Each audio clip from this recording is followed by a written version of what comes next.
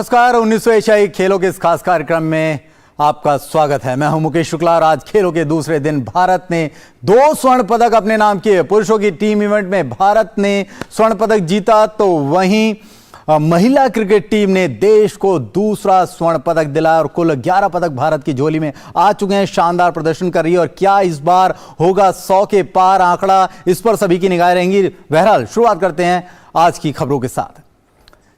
चीन के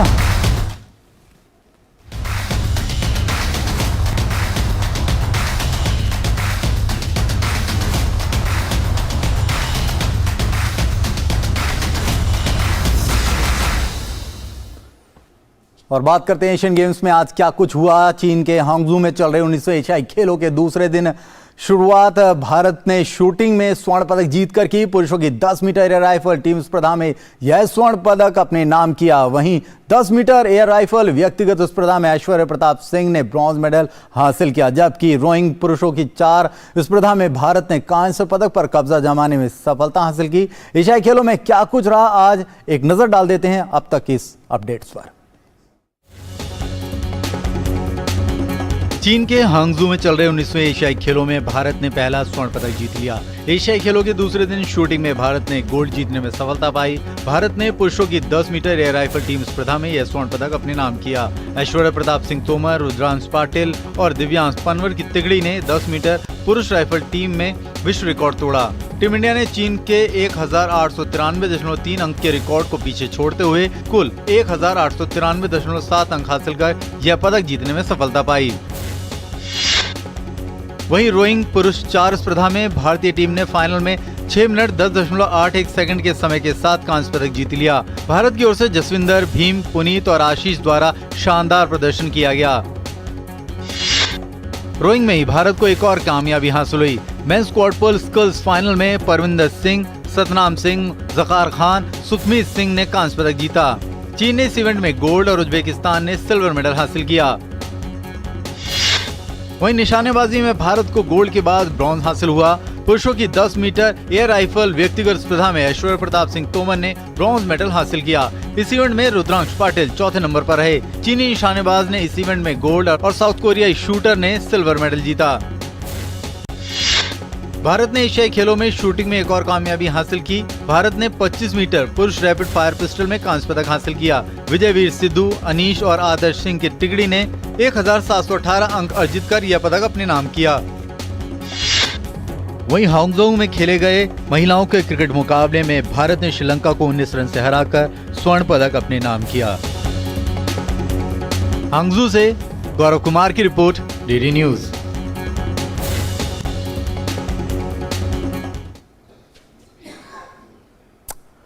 वहीं भारत ने 1900 एशियाई खेलों में दूसरा स्वर्ण पदक हासिल किया। भारतीय महिला क्रिकेट टीम ने श्रीलंका को फाइनल मुकाबले में 19 रन से हराकर स्वर्ण पदक हासिल किया। इस जीत पर केंद्रीय खेल मंत्री अनुराग सिंह ठाकुर ने महिला क्रिकेट टीम को बधाई दी। साथ ही उन्होंने दूसरे पदक विजेताओं को भी शुभकामनाएं दी। बधाई देता हूं भारतीय महिला क्रिकेट टीम को, जिन्होंने न केवल जीत दर्ज की बल्कि भारत को गोल्ड भी जिताया है और आशा है ये रुकने वाला नहीं है। अन्य खिलाड़ियों ने भी जो प्रयास चल रहे हैं, संभावनाएं ऐसी हैं कि बहुत अच्छा प्रदर्शन होगा और मेरी ओर से ढेरों शुभकामनाएं खिलाड़ियों को। वहीं निशानेबाजी के खेल के साथ ही 1900 एशियाई खेलों में भारत ने स्वर्ण पदक के साथ खाता खोला। भारत ने पुरुषों के 10 metre air rifle team event में स्वर्ण पदक पर कब्जा जमाया। स्वर्ण पदक टीम के सदस्य दिव्यांश सिंह पनवर से खास बातचीत की हमारे संवाददाता गौरव कुमार ने। जैसे जैसे एशियन गेम्स आगे बढ़ते जा रहे हैं, भारत के पदकों की संख्या में भी बढ़ोतरी होती जा रही है और आज दिव्यांश सिंह पवार ने टीम इवेंट में 10 मीटर एयर राइफल इवेंट में मेडल ला करके एक बार फिर से देश का मान बढ़ा दिया है। आइए उनसे बात करते हैं। गोल्ड मेडल जिसकी तलाश थी वो आप और आपकी जो सहयोगी हैं उन्होंने ला करके देश का मान बढ़ाया, तो सबसे पहले इस एक कामयाबी को कैसे देखते हैं? ये काफ़ी प्राउड मोमेंट है मेरे और मेरे साथियों के लिए कि हम तीनों ने मिल के अपनी कंट्री का नाम रोशन किया है और सबसे ज़्यादा सपोर्ट मिला है हमें हमारी फेडरेशन से, national rifle association of India, Sai and coaches and support staff से। उनके भी नाम यहाँ पे नहीं हो पाते। जिस तरह का ये क्योंकि टूर्नामेंट है, अपने आप में बहुत बड़ा एशियन गेम्स रहता है, तो जब आप लोग इवेंट में उतर रहे थे तो क्या आप लोग के बीच में आपस में कोई बातचीत हुई थी? क्या आपने रुद्रांश से कुछ बात की थी, या रुद्रांश ने आपसे, या फिर कहना चाहिए कि ऐश्वर्य ने कुछ आप लोगों को टिप्स दी? किस तरह की केमिस्ट्री रही उतरने से पहले? सो ये बेसिकली एक इंडिविजुअल इवेंट है, हमें कुछ नहीं पता। इंडिविजुअल तो है, लेकिन फिर भी इवेंट से उतरने से पहले कुछ इस तरह का नथिंग कुछ नहीं। हम सब अपने अपने मैच के लिए फोकस रहते हैं, कोई किसी से कोई बात नहीं करता, कुछ नहीं करता, एंड अपने अंदर ही अंदर सब रहते हैं, अपना परफॉर्मेंस सबसे बेस्ट देना चाहते हैं सब। अभी यहाँ से गोल्ड आ चुका है, तो अब आगे का जो रास्ता है वो कैसे देख रहे हैं आप अपने लिए? सबसे पहले कल मिक्स का मैच है, मैं कोशिश करूंगा कि उसमें भी गोल्ड मेडल आए, एंड उसमें नमिता मेरी पार्टनर है, so I hope will do better. Divyansh, अगर बात की जाए जिस तरह से शूटिंग, लास्ट ईयर हमारे 9 मेडल्स आए थे, लेकिन इस बार जिस तरह से तेजी से मेडल गिर रहे हैं, तेजी से मेडल आ रहे हैं, तो आपको क्या लगता है कि इस बार हम अपने पिछले रिकॉर्ड से आगे बढ़ पाएंगे? जी डेफिनेटली हम आगे बढ़ पाएंगे, क्योंकि सिर्फ शूटिंग में ही नहीं, सेलिंग में, रोइंग में भी मेडल आ चुके हैं ऑलरेडी, एंड आई होप बहुत सारे मेडल आए, इंडिया का नाम बहुत ज़्यादा रोशन हो इस एशियन गेम्स में। आपका जो इंटरेस्ट था शुरुआत में वो पबजी की तरफ था, लेकिन पबजी से शूटिंग का जो सफर आपने तय किया, उस सफर के बारे में बताइए। जी मैं पबजी खेलता था, तो मेरे पिताजी ने मेरे को शूटिंग में डाल दिया था, एंड पहले 6 साल शूटिंग में मैंने बहुत ज़्यादा टाइम पास किया एंड उसको सीरियसली नहीं लिया, बट जब से टीम में या फिर स्क्वाड मेंबर बने, तब शूटिंग में थोड़ा मोटिवेशन आया और इंस्पिरेशन आया कि बिना मेहनत के जब यहाँ तक आ सकते हैं तो थोड़ी मेहनत करके और अच्छा क्यों ना कर लिया जाए। फिर मैं जब टीम में आने की शुरुआत हुई, फिर करते रहे, मेडल आते रहे, एंड अभी आए। अभी आगे क्योंकि पेरिस ओलंपिक भी है, तो उसको लेकर के कुछ एक माइंड में कुछ एक फ्रेम ऑफ वर्क बना हुआ है, या फिर अभी आप केवल अपने करंट इवेंट्स पे ही ध्यान दे रहे हैं? नहीं, ऐसा नहीं है कि करंट इवेंट पे ध्यान दे रहे हैं, उस पर भी हमारा ध्यान है बहुत ज़्यादा, क्योंकि सबसे मेन इवेंट तो वही है फाइनली। तो अभी सबसे पहले तो उम्मीद ये है कि नेक्स्ट जो एशियन चैंपियनशिप है उसमें पहले कोटा लाएंगे, एंड फिर ओलंपिक की तैयारी करेंगे, ओलंपिक में भी मेडल लाने की पूरी कोशिश करेंगे। भारत सरकार के प्रयास को किस तरह से देखते हैं, जिस तरह से लगातार खेलों को देश में बढ़ोतरी आगे बढ़ाया जा रहा है, लगातार नई नई स्कीम्स जो आ रही हैं वो सामने आ रही हैं? तो स्पोर्ट्स अथॉरिटी ऑफ इंडिया का मैं बहुत बहुत थैंक यू और धन्यवाद कहना चाहूँगा कि उनकी फैसिलिटीज़ के बिना पे हम यहाँ पे नहीं हो पाते हैं, और उन्होंने हमारे लिए काफ़ी कुछ किया है। हमें world class facility, world class range provide करते हैं, हमें साइकोलॉजिस्ट एंड जिसकी भी हमें नीड होती है, हमें सिर्फ एक बार उन्हें बताना होता है, वो चीज़ हमें अगले दिन मिल जाती है। अच्छा, रेंज के बारे में अगर बात करें तो जिस तरह की आपको वहाँ पे देश में रेंज मिल रही है, अब आप जब अब्रॉड जाते हैं, जिस तरह की जो रेंज है, तो इस रेंज को आप किस तरह से देख रहे हैं, और कितनी जल्दी इसके हिसाब से आप अपने आप को ढाल पाने में कामयाब हो पा रहे हैं? देखिए ज़्यादा समय नहीं लगता है इसमें, क्योंकि हमारी जो रेंज है वो भी वर्ल्ड क्लास रेंज है, ऐसा कुछ अलग नहीं है उसमें। मोस्टली जहाँ भी हम दुनिया में जाते हैं सारी रेंज एक जैसी ही रहती हैं, बस लाइटिंग का थोड़ा सा फर्क होता है और थोड़ा टेम्परेचर का फर्क होता है। 2-4 दिन में इसमें इसीलिए हम 2-4 दिन पहले आते हैं हमेशा किसी भी कंट्री में, ताकि वहाँ का वेदर से और रेंज का थोड़ा अनुभव हो जाए, तो ज़्यादा टाइम नहीं लगता इसमें। चलिए, आपने उनसे बात की, बहुत बहुत शुक्रिया। तो ये हैं दिव्यांश सिंह पवार, जिनका साफ तौर पर कहना है कि जो मनोबल है वो टीम का बहुत हाई है, और ऐसे में आने वाले समय में अगर मेडल्स की संख्या में और ज़्यादा बढ़ोतरी देखने को मिले तो इसमें कोई हैरानी नहीं। हांगझू से मैं गौरव कुमार, डीडी न्यूज़ के लिए। तो बिल्कुल गौरव ने बात करी दिव्यांश से, और सीधे चलते हैं हांगझू, जहां मौजूद हैं चाइना में हमारे संवाददाता गौरव कुमार, और उनसे जानते हैं आज के क्या कुछ अपडेट रहे, किस तरह का पूरा एरेना में माहौल रहा। गौरव, कैसे देखते हैं इस अब तक के दूसरे दिन के सफर को, जहां क्रिकेट में हमें गोल्ड मिला, साथ ही साथ हमने शूटिंग में आज शुरू में ही स्वर्ण पदक से खाता खोला? देखिए, जाहिर तौर पर मुकेश, जिस तरह का प्रदर्शन देखने को मिला है वो एक शानदार तस्वीर जो है वो पेश करता है, क्योंकि हांगझू में जिस तरह से भारतीय दल ने अपने आप को उतारा, और कल हमने देखा था कि किस तरह से 5 पदक जो थे वो सामने देखने को मिले थे, और आज 6 पदक और आ गए, यानी महज 2 दिन के अंदर अगर कहा जाए तो भारत ने 11 पदक जो है वो अपनी झोली में भर लिए हैं। और ये सफर जो है वो इसी तरह से आगे बढ़ता रहे, इसकी पूरी संभावना है, क्योंकि जो मेडल्स हैं उनमें जो जिस तरह की तेजी देखने को मिल रही है, जो भारतीय खिलाड़ी हैं उनका जो परफॉर्मेंस है और जो विश्वास दिख रहा है, वो विश्वास शायद बहुत बड़ी चीज होती है। उस विश्वास के दम पर भारतीय दल जो है वो लगातार आगे बढ़ रहा है। हमने देखा कि आज किस तरह से पुरुषों की 10 मीटर एयर राइफल इवेंट में दिव्यांश सिंह पवार, रुद्रांश पाटिल और ऐश्वर्य प्रताप सिंह तोमर जो है उन्होंने शानदार प्रदर्शन किया, और भारत के लिए पहला स्वर्ण पदक जो है वो हासिल करने में कामयाबी हासिल की। इसके अलावा अगर बात करें तो जो भारतीय महिला क्रिकेट टीम थी, उन्होंने शानदार प्रदर्शन करते हुए श्रीलंका को हरा करके देश की झोली में दूसरा गोल्ड मेडल ला दिया। तो अभी जो है वो कई नाम और बाकी हैं, जो हम खुद जानते हैं कि एथलेटिक्स में नीरज चोपड़ा है, इसके अलावा मुरली शंकर हैं, जैस्मिन एल्ड्रिन है। अभी शूटिंग में भी काफी नाम को जो है वो भी अभी अपने आपको सामने रखेंगे। तो जाहिर तौर पर यहाँ से एक बड़ी तस्वीर जो है वो निकल करके सामने आ सकती है। और फेंसिंग की बात करें तो वहां भवानी देवी हैं, भवानी देवी ने भी शानदार प्रदर्शन करती आई हैं। तो ऐसे में एशियन गेम्स की जो तस्वीर है वो बड़ी बनती जा रही है और उम्मीद यही की जाएगी कि यहाँ से एक भारतीय दल जो है, जिसकी जो भारत की जो चाहत है, कहना चाहिए जो भारतीय एथलीट्स की जो चाहत है कि इस बार जो है वो 100 का आंकड़े को पार किया जाए, तो कहीं ना कहीं अगर यही प्रदर्शन जारी रहता है तो ये तस्वीर भी पूरी बनती हुई दिखाई दे सकती है। जी मुकेश। गौरव, साथ साथ जिस तरह से हमने देखा, आपने शुरू से ही आप इस गेम्स को कवर कर रहे हैं, निशानेबाजों पर काफ़ी दारोमदार होता है क्योंकि जिस तरह से उनके पास मेडल्स आते हैं, लीड्स बढ़ती है। इस बार ये प्रोमिनेंट शूटर्स अपने अच्छी लय में हैं, इंडिविजुअल में भी हमें मिला, रैपिड में भी हमें मेडल मिला। और इससे पहले इनको भारत सरकार ने पेरिस भेजा था, वहाँ पर कैंप लगा था इनका कि ये वहाँ पर भी एक्रोमेटलाइज हो जाएं, समझ लें वहाँ पर, क्योंकि अगला लक्ष्य 2024 पेरिस ओलंपिक है। तो एक अच्छी खबर है इन शूटर्स के लिहाज से देखे जाए। देखिए, जाहिर तौर पर शूटिंग हमेशा एक ऐसा सब्जेक्ट रहा है, एक ऐसा खेल का सब्जेक्ट रहा है जहां से हमेशा हमें उम्मीदें रही हैं कि यहां से हमें भारी संख्या में जो है वो मेडल मिल सकते हैं। तो ऐसे में इन उम्मीदों पर पूरी तरह से खरा उतरती फिलहाल दिख रही है भारतीय जो शूटिंग टीम है, वो पूरी तरह से खरी उतरती दिखाई दे रही है। और इसके पीछे की मेहनत है, क्योंकि जिस तरह से हम देख रहे हैं कि कैट्रिजेस पे मेहनत की जा रही है, जिस तरह से शूटिंग रेंज को हमने देखा है कि दिल्ली की कर्णी सिंह शूटिंग रेंज में जिस तरह की सुविधाएं दी गई हैं, खिलाड़ियों के लिए हॉस्टल है, रहने की व्यवस्था है, उनके लिए हर एक बेहतरीन कोच है, और कहना चाहिए कि जो प्रशिक्षण है उसके अगर ट्रेनिंग आपको चाहिए तो उसके लिए बाकायदा ट्रेनिंग दी जा रही है, इंटरनेशनल एक्सपोजर जो है वो लगातार मिल रहे हैं। तो यहाँ पे खिलाड़ी जो है वो जब इस तरह की सुविधा को जब आपको लगातार मिल रही होती है, तो शायद जब आप एशियन गेम्स या फिर कॉमनवेल्थ या फिर कह दीजिए ओलंपिक जैसी प्रतियोगिताओं में उतरते हैं, तो एक तो आपके ऊपर से दबाव कम हो जाता है, दूसरे आपके जो प्रदर्शन में जो निखार है वो लगातार बढ़ता जाता है। लेकिन यहाँ पे मैं एक चीज और जोड़ना चाहूंगा मुकेश, कि केवल निशानेबाजी नहीं बल्कि एथलेटिक्स जो है वो इस बार हम बहुत ज्यादा उम्मीद इसलिए भी कर रहे हैं क्योंकि एथलेटिक्स से अब तक हमने 79 गोल्ड जो है, अगर एशियन गेम्स के इतिहास को उठा करके देखें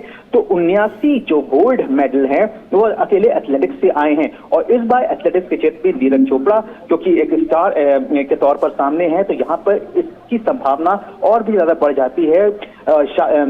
शैली सिंह हैं जो कि बहुत अच्छे एक एथलीट हैं, उनसे भी काफी ज्यादा उम्मीद रहेगी, जिन्होंने नेशनल गेम्स में भी शानदार प्रदर्शन किया था। तो ये सब बातें जो हैं वो कहीं ना कहीं इस ओर इशारा करती हैं कि हम केवल एक खेल तक ही सीमित नहीं है, बल्कि लगातार हर खेल में अपने आप को मजबूती के साथ सामने रख रहे हैं। मतलब अगर रोइंग को भी उठाकर देखें तो रोइंग में हमारा जो पिछला एशियन गेम्स का रिकॉर्ड था, हम केवल 3 मेडल तक सीमित थे, लेकिन इस बार हमने 5 मेडल ला करके रोइंग में अपने आप को एक नए सिरे से सामने रखा है। गौरव, कहीं ना कहीं इन खेलों में आने से पहले जिस इंफ्रास्ट्रक्चर की हम बात करते हैं, बुनियादी सुविधाओं की बात करते हैं, कितना इंपॉर्टेंट हो जाता है नेशनल गेम, कितना इंपॉर्टेंट हो जाता है खेलो इंडिया, क्योंकि हमने देखा इस बार के खेलो इंडिया में कितना शानदार आयोजन कराया गया। जिस तरह से उसमें मध्य प्रदेश में वहाँ देखने को मिला, रोइंग्स में पहली बार हमने भी जाकर के जब देखा, बहुत ही ज़्यादा इंटरेस्टिंग होता है रोइंग का जो मुकाबला होता है, वो बातों में आपको बताना बड़ा मुश्किल होता है, लेकिन मैंने उसको पर्सनली फील किया। और ये जो मेडल्स आप बता रहे हैं, 5 पदक हुए, ये सब प्रिपरेशंस का ही नतीजा है। देखिए, जाहिर तौर पर ये प्रिपरेशन का नतीजा होता है और इस बात को इस्माइल बेग जो कि रोइंग के कोच हैं, उन्होंने भी इस बात को सामने रखा था कि जिस तरह से नेशनल गेम्स के दौरान जो कि गुजरात में आयोजित हुए थे, जिस तरह का उन्हें रिवर फ्रंट पे जो एक प्लेटफॉर्म मिला था, उस प्लेटफॉर्म का बहुत फायदा देखने को उनको मिला, क्योंकि वहां से एक इंटरनेशनल जो एक्सपोजर था, कहना चाहिए कि नेशनल गेम्स था, लेकिन उसमें इंटरनेशनल टाइप की जो सुविधा थी, उस स्तर की जो सुविधा थी, उससे जो रोवर्स थे उनका काफी मनोबल बढ़ा और उसके अलावा उनको अंतर्राष्ट्रीय स्तर पर खेलने को मिला। मतलब अगर कहा जाए तो रोवर्स के लिए सबसे बड़ी जरूरत होती है कि उन्हें एक अच्छा प्लेटफॉर्म मिले, ताकि वो अपने खेल को जो है वो सुधार उसमें लगातार करते रहें। तो इसके लिए बहुत जरूरी होता है कि आपके पास इक्विपमेंट्स जो हों वो बेहतरीन ढंग के हों, और फिर जिस जगह पे आप रोइंग कर रहे हैं वो आपकी बस से बहुत दूर मत ना हो, यानी कि आपके पास में ही हो ऐसी जगह जहां से आप अच्छे तरीके से अपने आप को मान सकें रोइंग में। तो इन सब बातों का बाकायदा पूरा ध्यान रखा गया, पूरा एक मैप बनाया गया कि किन किन खेलों में क्या क्या जरूरत है, क्या क्या इक्विपमेंट्स हैं, किस तरह से इंटरनेशनल एक्सपोजर दिया जा सकता है, कहां पर घरेलू स्तर पर उनको उनकी जो दिक्कतें हैं उनको दूर किया जा सकता है। तो उन सब बातों को समझते हुए एक रोड मैप तैयार किया गया और उसी रोड मैप का नतीजा है कि लगातार अब हम जो एशियन गेम्स में मेडल्स की जो संख्या है वो हमारी बढ़ती जा रही है। इसके अलावा मैं आपको बता दूं कि जूडो में भी हम काफी अच्छे तरीके से सामने अपने आप को रखा है और उम्मीद यही करेंगे कि जूडो से भी जल्द ही एक पदक की जो तस्वीर है वो भी निकल करके सामने आए। जबकि वुशु में भी हमने शानदार प्रदर्शन अभी करते आ रहे हैं और वुशु से भी एक अच्छी उम्मीद जो है वो निकल करके सामने आ सकती है। मुकेश। गौरव, और मुक्केबाजी रिंग से हमने देखा कल काफी अच्छे मुकाबले देखने को मिले। निखत जरीन ने अपना पहला राउंड जीता, आज अच्छे मुकाबले रहे। थोड़ा सा विमेन कैटेगरी में हमारे को निराशा मिली, लेकिन मेल कैटेगरी में हमने वहां पर भी मुकाबले जीते। अभी लाइन ऑफ एक्शन में काफी कुछ है। उसके बाद जैसा आप कह रहे जूडो है, रेसलिंग शुरू हो जाएगा, वेट लिफ्टिंग में स्टार्स हमारे उतरेंगे। तो एक पूरा का पूरा अभी कॉम्पैक्ट देखने को यहाँ पर बचा हुआ है, क्योंकि खेलों के लिहाज से काफ़ी कुछ है और लोग टेलीविज़न स्क्रीन्स पर नज़र गड़ाए हुए हैं। क्योंकि आमतौर पर क्रिकेट जो ऐसा खेल है जो सभी लोग फॉलो करते हैं, लेकिन जब ये गेम्स आते हैं तो एक अलग ही इंटरेस्ट पैदा होता है, क्योंकि इन खेलों का एक अलग ही जज्बा है। जैसा आपने कहा, नीरज चोपड़ा को जैवलिन का जनक हिंदुस्तान में कहा गया। आपने भी उनके गाँव में जाकर के जब उनके घर पर कवर किया, इसका फाइनल जब डायमंड लीग खेले थे, हमने जाकर के ओलंपिक्स उनका कवर किया। तो एक माहौल बदलता दिख रहा है, जिसकी आप बात भी कर रहे थे अभी दिव्यांश से। बिल्कुल सही है मुकेश, इसमें कोई दो राय नहीं है, क्योंकि ये बातें जो हैं वो कहीं ना कहीं ग्राउंड लेवल पे जब आप अंतर्राष्ट्रीय स्तर की एशियन गेम्स हो गई, विश्व चैंपियनशिप हो गई या फिर ओलंपिक हो गया, उस मंच पर आकर के जब आप मेडल्स जीतते हैं या फिर आप मेडल्स नहीं भी जीतते हैं लेकिन आप अपने प्रदर्शन से सबको हैरान करते हैं, या फिर कहना चाहिए कि आपका जो प्रदर्शन रहता है वो किसी के लिए एक मिसाल बन जाता है, तो फिर उस खेल की एक अंदरूनी जो तेजी है वो देखने को मिलती है।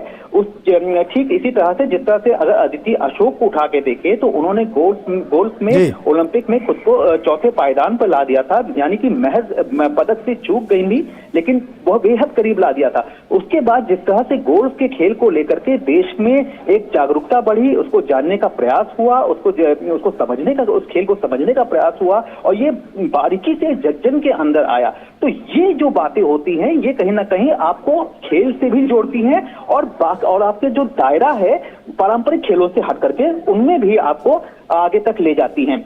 आपने ठीक कहा कि जिस तरह से नीरज चोपड़ा के जब उन्होंने विश्व एथलेटिक्स चैंपियनशिप में गोल्ड मेडल जीता, तो उसके बाद जो उनके गांव के लोग हैं उनका ये साफ तौर पर कहना था कि उस गांव का हर बच्चा जो है वो अपने आप को किसी ना किसी खेल से जोड़ना चाहता है। तो ये जो एक कहना चाहिए, ये जो एक मिसाल होती है, ये बाकियों के लिए एक अच्छा एक उदाहरण बन जाती है। उनको लगता है कि अगर वो इसी राह पर किसी भी खेल में आगे बढ़ते हैं तो उनके लिए दरवाजे खुले हैं, क्योंकि उन्हें मालूम है कि आज देश में खेलो इंडिया का मंच है, आज देश में खेलो इंडिया यूनिवर्सिटी का मंच है, आज टॉप स्कीम है। जिस तरह से सरकार जो है वो लगातार टॉप स्कीम के जरिए खिलाड़ियों की मदद कर रही है। खेलो इंडिया का मंच ऐसा है जहां अगर आपके अंदर प्रतिभा है तो फिर आपके लिए आगे बढ़ने के दरवाजे को कोई नहीं रोक सकता और आगे चल करके आपके लिए खेलो इंडिया यूनिवर्सिटी गेम्स है। तो इन सब बातों पर खरा उतरते हुए अगर आप इन सब बातों का ध्यान रखते हैं और क्या आपके अंदर प्रतिभा है तो फिर ये बातें आपको लगातार आगे बढ़ाती हैं और यही वजह है कि इनका जो निचोड़ जो निकल करके आता है वो बड़ी प्रतियोगिताओं में देखने को मिलता है। तो जिस तरह से हमने देखा कि अभी 11 मेडल्स जो हैं वो आ चुके हैं। मुकेश। बिल्कुल गौरव, 11 मेडल आ चुके हैं, तैयारियां पूरी की जा रही हैं और उम्मीद है कि काफ़ी मेडल्स आएंगे। एक आखिरी सवाल मैं आपसे जानना चाहूँगा, महिलाओं की जो आप बात करें, महिलाओं की भागीदारी की बात करें, कितना प्रोफेशनली उन्हें फ़ायदा हुआ? हमने क्रिकेट में देखा, अन्य खेलों में देखा, तो एक बड़े नाम मैरी कॉम से लेकर के निखत जरीन तक निकल करके आए, वर्ल्ड एरिना में चमके, इन खेलों में भी अपनी चमक बिखेरे। बिल्कुल बिल्कुल मुकेश, इसमें कोई दो राय नहीं है, क्योंकि जिस तरह से महिलाओं का लगातार जो एक प्रतिशत है वो भी खेलों में बढ़ता जा रहा है और और सफलता में बदलता जा रहा है। सबसे बड़ी बात है कि न केवल हम उनकी संख्या जो है वो खिलाड़ियों की महिला खिलाड़ियों की संख्या बढ़ती जा रही है बड़े इवेंट्स में, बल्कि उसको मेडल में बदलने का जो कारनामा है उसके प्रतिशत में भी लगातार जो है वो इजाफा होता जा रहा है। हमने देखा था किस तरह से कि टोक्यो ओलंपिक में मीराबाई चानू ने सिल्वर मेडल जीत करके देश को पहला मेडल दिलाया था। उसी तरह से हमने एशियन गेम्स में देखा कि किस तरह से 10 metre air rifle women's event में हमने मेडल हासिल किया और खाता खोला मेडल का। तो ये बातें दिखाती हैं कि जो महिला खिलाड़ी हैं वो लगातार अपने आप को आगे बढ़ा रही हैं, चाहे वो क्रिकेट हो, चाहे वो वेट लिफ्टिंग हो, चाहे वो फेंसिंग हो या एथलेटिक्स हो। और सबसे बड़ी बात क्या है कि महिला खिलाड़ियों के लिए विशेष तौर पर सरकार ने जो कोचेस हैं उनका बहुत ध्यान रखा है। उनकी हर एक बात का, जो कि उन्हें ग्राउंड पे जो भी दिक्कतें आती हैं उसका बहुत ध्यान रखा गया है। जहां जिन कंडीशंस में वो प्रैक्टिस करती हैं या जहां पर भी उनको जिस भी उपकरण की जरूरत होती है, इन सब चीजों का बाकायदा पूरा ध्यान रखा गया है। पूरा एक तस्वीर जो है वो तैयार की गई है और इसीलिए जो एक कहना चाहिए कि जो आत्मबल है, जो कहना चाहिए जो एक मनोबल है, वो महिला खिलाड़ियों का बढ़ा हुआ है और उसी का नतीजा हमको देखने को मिल रहा है कि न केवल पुरुष बल्कि महिलाओं की भी देश में मेडल जीतने की जो संख्या है वो लगातार बढ़ती जा रही है। मुकेश, मेडल्स जो जीतने की भूख है वो भारतीय टीम में साफ देखने को मिल रही है। बहरहाल एशियन गेम्स पर इन तमाम जानकारियों के लिए आपका बहुत बहुत शुक्रिया और आगे भी आप इन खबरों पर नज़र बनाए रखें, क्योंकि लाइन ऑफ एक्शन में काफ़ी कुछ आने वाले दिनों में देश को देखने को मिलेगा, काफ़ी पदक देखने को मिलेगा और क्या भारत होगा इस बार 100 के पार, जिस पर सभी की निगाहें होंगी। बहरहाल क्रिकेट का रुख करें तो भारत ने 19वें एशियाई खेलों में दूसरा स्वर्ण पदक जीत लिया। भारतीय महिला क्रिकेट टीम ने भारत को दूसरा स्वर्ण पदक दिलाया। श्रीलंका के साथ खेले गए फाइनल मुकाबले में भारत ने इस मैच को 19 रन से अपने नाम किया। दोनों टीमों के बीच रोमांचक मुकाबले में भारत ने निर्धारित 20 ओवर में श्रीलंका के सामने जीत के लिए 117 रन का लक्ष्य रखा। भारत के लिए स्मृति मंधाना ने सबसे ज़्यादा 46 रन की पारी खेली, वहीं जेमिमा रॉड्रिक्स ने 42 रन बनाए। भारत द्वारा दिए गए लक्ष्य का पीछा करने उतरी श्रीलंका की टीम निर्धारित 20 ओवर में 8 विकेट गंवाकर 97 रन ही बना सकी और मैच हार गई। भारत की ओर से तितिसा ने सबसे ज़्यादा 3 विकेट लिए, वहीं राजेश्वरी को 2 विकेट मिले। दीप्ति, पूजा और देविका को एक एक विकेट हासिल हुआ। हांगझू से एशियन गेम्स में निशानेबाजी के 10 मीटर एयर राइफल इवेंट में ही एक दिन में 2 पदक जीतने वाली भारतीय निशानेबाज रमिता जिंदल का अगला लक्ष्य पेरिस ओलंपिक का कोटा हासिल करना है। यही नहीं, रमिता को भरोसा है कि इस बार जिस तैयारियों के साथ भारतीय निशानेबाज सामने है उससे भारत के पदकों की संख्या में इजाफा देखने को मिला। रमिता जिंदल से खास बातचीत की चाइना में मौजूद हमारे संवाददाता गौरव कुमार ने। 10 मीटर एयर राइफल वुमेन में पदक की झड़ी कहना चाहिए लगा देने वाली इस वक्त रमिता जिंदल जो हैं वो हमारे साथ हैं, जिन्होंने टीम इवेंट और इंडिविजुअल दोनों में ही पदक जीता। उनसे बात करते हैं। रमिता, एक दिन में 2 पदक कैसे देखती है अपनी इस कामयाबी? मैं बहुत खुश हूँ। आई थिंक ये मेरी लाइफ का सबसे सक्सेसफुल दिन है, तो I am very happy. And individual medal मेरे लिए बहुत मायने रखता है, बिकॉज एशियन गेम्स एक बहुत बड़ा प्लेटफॉर्म है और मेरे लिए पहला सीनियर मेडल है इंटरनेशनल लेवल पे, तो मुझे बहुत अच्छा लग रहा है। आपने बताया कि पहला एक मेडल है, लेकिन इससे पहले आपने बाकू की जो वर्ल्ड चैंपियनशिप थी उसमें टीम इवेंट में आपने कामयाबी हासिल की थी, वहाँ पे गोल्ड जीता था। तो उस चैंपियनशिप से इस चैंपियनशिप आते आते क्या कुछ बदल जाता है और क्या कुछ आपको सीखने को मिला है, या फिर कहना चाहिए कि कितना उसका फायदा जो है वो इस चैंपियनशिप में देखने को मिला है? इस साल मैंने बहुत सारे सीनियर वर्ल्ड कप्स और एक वर्ल्ड चैम्पियनशिप खेला, बट हर एक में I was like in 2 world cups I was on 4th and somewhere on 9th and 11th। सो इन सब से मुझे सीखने को मिला कि how can I prepare more and in the pressure situations, और मैं अपने आप को और कैसे अच्छे से तैयार कर सकती हूँ। और यही सब सीखते सीखते मैं आज एशियन गेम्स में वो सब चीज़ें अप्लाई कर पाई और मेडल लेकर आ पाई। क्या मानती हैं कि कहाँ पर आपको अभी भी अपने खेल में सुधार की एक ज़रूरत महसूस होती है इंडिविजुअल गेम में? मुझे लगता है अगली बार से मैं और प्रिपेयर करके आऊँगी फाइनल्स में, और कैसे प्रेशर सिचुएशंस को हैंडल करना है और कैसे अपने आप को मेंटेन रखना है, वो सब चीज़ों पे मैं थोड़ा काम करूँगी और अगली बार और अच्छा करूँगी। टॉप स्कीम और जो गवर्नमेंट के तमाम मंच हैं खेलो इंडिया का, तो आपको एज ए शूटर आपको क्या लगता है कि ये जो ज़मीनी स्तर पर जिस तरह के प्रयास जो देखने को मिल रहे हैं उसका इन मेडल्स में कितना योगदान है? मुझे लगता है इन सब स्कीम्स का बहुत योगदान है एक एथलीट को बढ़ावा देने के लिए, और ख़ास करके तब जब हम लोगों के पास कुछ मेडल्स नहीं होते और हम लोग रूट लेवल से स्टार्ट करते हैं, तो खेलो इंडिया का बहुत मुझे बेनिफिट हुआ। उसकी वजह से मैं GFG में हाई परफॉर्मेंस ट्रेनिंग ले pi under coach Neha ma'am, और इसी वजह से मैं सीनियर टीम में आ पाई और मेडल्स मेरा सारा कोचिंग फीस एंड ऑल सब खेलो इंडिया के थ्रू होता है, तो शूटिंग वैसे भी बहुत एक्सपेंसिव स्पोर्ट है, तो एक फाइनेंशियल बर्डन दूर हो जाता है। आखिरी सवाल, नेक्स्ट टारगेट आपका क्या है?